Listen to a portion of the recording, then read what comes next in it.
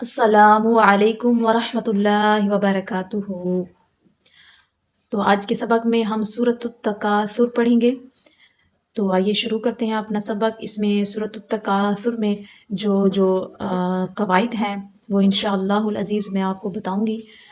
تو جو قواعد آپ سنتے ہیں اس کو یاد بھی رکھا کریں۔ آج کے دور میں ہم کھاتے ہیں، پیتے ہیں، اچھے کپڑے پہنتے ہیں، اچھا لباس پہنتے ہیں، ہمیں اچھے چیزوں کا سب پتہ ہے، لیکن قرآن پاک کو اچھا پڑھنے کی کوشش نہیں کرتے۔ تو یہ کتنے افسوس کی بات ہے، کیونکہ قرآن پاک کو تجوید کے ساتھ پڑھنا یعنی سنوار کے پڑھنا، حروف کو مخارج سے صفات مع صفات ادا کرنا، یہ قرآن پاک کا حق ہے۔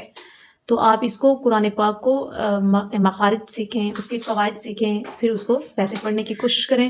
اب یہ تو ہے کہ قرآن پاک کو یعنی بہت خوبصورت آواز کے ساتھ یہ تو یعنی قرآن کرام جو ہیں پڑھتے ہیں، تو ہم اگر اس کو ویسے اچھے خوبصورت آواز کے ساتھ نہیں پڑھ سکتے، لیکن جو اللہ تعالیٰ نے ہمیں آواز دی ہے اس کو تجویز کے ساتھ تو پڑھ سکتے ہیں نا، یہ تو سیکھ سکتے ہیں۔ تو لازمی طور پر آپ سیکھیں۔ تو آئیے شروع کرتے ہیں اپنا سبق۔ اعوذ باللہ من الشیطان الرجیم، بسم اللہ الرحمن الرحیم۔ الہاکم التکاثر۔ ہاں، یہ آپ نے یہ حلق کے 3 حصے ہوتے ہیں، اوپر والا حصہ، درمیان کا اور آخر کا، ٹھیک ہے۔ اور یہاں سے جو حلق سے حروف نکلتے ہیں وہ 6 ہیں۔ کتنے ہیں؟ 6 ہیں، یعنی حمزہ، ہا، عین، حا، غین، خا۔ تو یہ یاد رکھیں، جو حمزہ ہوتا ہے، حمزہ کی صورت میں یا الف پر زبر ہو یا پیش ہو یا زیر ہو، وہ بھی حمزہ بن جاتا ہے۔ تو حمزہ اور ہا، یہ والا ہا جو 2 آنکھوں والا ہا ہے، یہ آپ کو نظر آ رہا ہے، یہ آپ نے حلق کے آخری حصے سے نکالنا ہوتا ہے، حلق کے آخری حصے سے، ہا، حمزہ، ٹھیک ہے۔ اور جو درمیان والا حلق کا حصہ، وہاں سے غین، غین اور عین، حا، عین، ٹھیک ہے۔ عین جو لکھا ہوتا ہے یہ تعلمون میں عین ہے، ٹھیک ہے۔ اور ہا جو یہ آپ کو یہ والا ہا، جحیم، یہ والا ہا نظر آ رہا ہے، یہ ہا اور عین درمیان حلق سے آپ نکالیں گے، ٹھیک ہے۔ اس کے علاوہ غین اور خا، یہ 2 حروف اوپر والا، یہ جو یعنی جہاں سے حلق شروع ہونے لگتا ہے وہاں سے آپ ادا کریں گے، ٹھیک ہے۔ یہ آپ اس کو یاد رکھیے گا۔ الہاکم التکاثر حتی زرتم المقابر کلا سوف تعلمون ثم کلا سوف تعلمون کلا لو تعلمون علم الیقین لترون الجحیم ثم لترونها عین الیقین ثم لتسألن یومئذ عن النعیم عن النعیم۔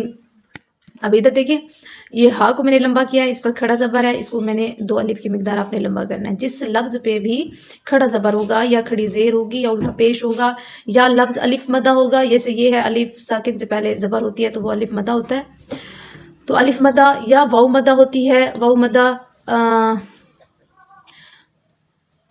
مدہ ہوتی ہے، یعنی واو ساکن سے پہلے پیش ہو تو وہ واو مدہ ہوتی ہے، جیسے تعلمون میں واو مدہ یہ نظر آ رہی ہے، یہاں پہ بھی واو مدہ ہے، ادھر بھی واو مدہ ہے، تو اس کو بھی آپ نے 2 الف کی مقدار ہی کھینچنا ہوتا ہے، صحیح ہے۔ تو یہ قاف ہے، اس کو اس قاف میں اور اس کاف میں یہ فرق ہے، اس کو آپ نے باریک ادا کرنا ہوتا ہے حلق کے سخت حصے سے، یہ آپ نے باریک ادا کرنا ہے، اور اس کو حلق کے نرم حصے سے آپ نے ادا کرنا ہے، ٹھیک ہے۔ یہ آپ نے تالو کے نرم حصے سے آپ نے قاف ادا کرنا ہے، قاف تالو کے نرم حصے سے، یہ تالو کے سخت حصے سے ادا ہوتا ہے۔ تو یہ جو قاف ہے اس کو اگر آپ باریک پڑھ دیتے ہیں تو یہ لحن جلی ہو جائے گی، اور علماء فرماتے ہیں لحن جلی جو ہوتی ہے وہ قرآن پاک میں حرام ہے، تو اس سے آپ گریز کیا کریں، جو الفاظ سیکھنے والے ہیں اس کو سیکھا کریں۔ قاف تالو کے آپ نے جو ہے نا کیا کرنا ہے، یہ جو نرم حصہ اسے وہاں سے ادا کرنا ہوتا ہے۔ اس کے علاوہ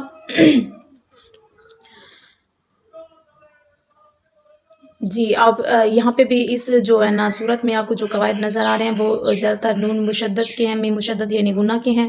اس کے علاوہ یہاں پہ ایک قاعدہ یومئذ عن النعیم اظہار کا ہو رہا ہے، ٹھیک ہے۔ باقی نون مشدد جہاں پہ بھی آپ کو نظر آئے گی یا میم مشدد نظر آئے گی تو آپ نے گناہ کرنا ہے، 2 الف کی مقدار گناہ کرنا ہے۔ چلیں آپ اس کا ترجمہ بھی آپ سماعت کر لیجئے۔ بسم اللہ الرحمن الرحیم، شروع کرتی ہوں اللہ کے نام سے جو بہت بڑا مہربان نہایت رحم فرمانے والا ہے۔ الہاکم التکاثر، تمہیں غافل کر دیا کثیر مال جمع کرنے کی حرص نے، یہاں تک کہ تم مر کر قبروں میں پہنچ گئے، یقیناً تم ان قریب جان لوگے، پھر یقیناً تم ان قریب جان لوگے، یعنی اللہ تعالیٰ بار بار ایک بات کو کہہ رہا ہے کہ تم جان لوگے، یعنی جب قبروں میں پہنچ جائیں گے انسان تو پھر جان لے گا کہ میں نے دنیا میں کیا کیا اور کیا نہیں کیا۔ حقیقت یہ ہے کہ اگر تم علم یقینی کے ساتھ اپنا انجام جانتے، یعنی اگر تمہیں پتہ چل جائے، دنیا میں یقین ہو جائے کہ ہمارا انجام آخرت میں کیا ہوگا، تو یقیناً ضرور تم جہنم کو دیکھو گے، پھر سن لو تم اسے البتہ ضرور دیکھو گے، جو یعنی کثیر مال جمع کرنے کی حرص میں ہیں، دنیا سے غافل ہو جاتے ہیں۔ تو ایسے لوگوں کو اللہ تعالیٰ کیا فرما رہے ہیں، تو سن لو تم اسے البتہ ضرور دیکھو، بلا شبہ یعنی یقینی دیکھنا۔ ثم لتسألن یومئذ عن النعیم، بے شک اس دن نعمتوں کے بارے میں ضرور تم سے پوچھا جائے گا۔ دیکھ لیں اللہ تعالیٰ نے ہمیں دنیا میں نعمتیں عطا فرمائی ہیں، تو اگر ہم ان نعمتوں کی قدر نہیں کریں گے تو قیامت والے دن اس کا سوال جواب ہوں گے۔